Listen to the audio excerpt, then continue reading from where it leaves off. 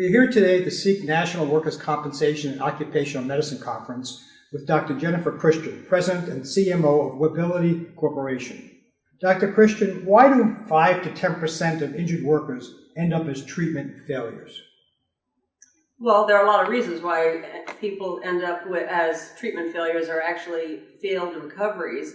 Some of those causes are remediable and others are not. And so what are some of the root causes of failed recovery? A lot of times what's happened is an injury has occurred to a person who is particularly vulnerable and lacks the life skills to get themselves back on their own feet. And the way our systems are designed right now, we tend to focus on the medically objectifiable facts instead of the fact that a person's life has been disrupted, and really trying to help them develop the will and the skills to succeed no matter what life has dealt them. So what is BPSE? What is the BPSE approach and how does it work?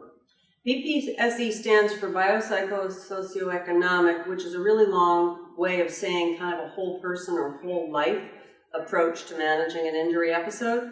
And it implies that the causes of difficulty may arise in any of several domains of life, and the sources of the strength and capability to deal with that effectively may be in any of those domains as well. So could you share with us one of your many success stories?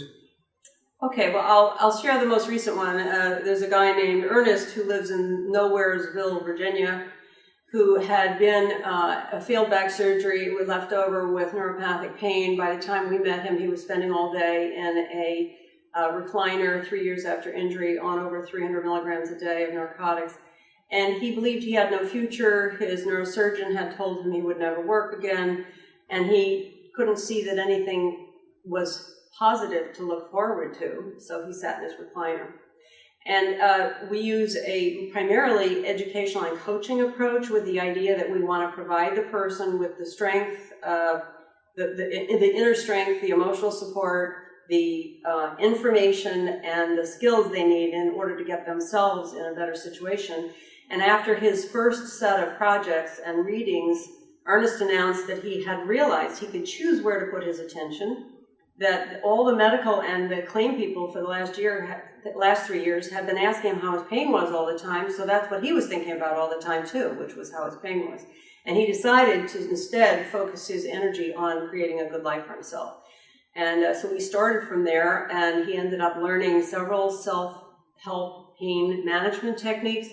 He screwed up his courage after an educational session we arranged for him with a pain and addiction physician to ask his pain physician to help him taper.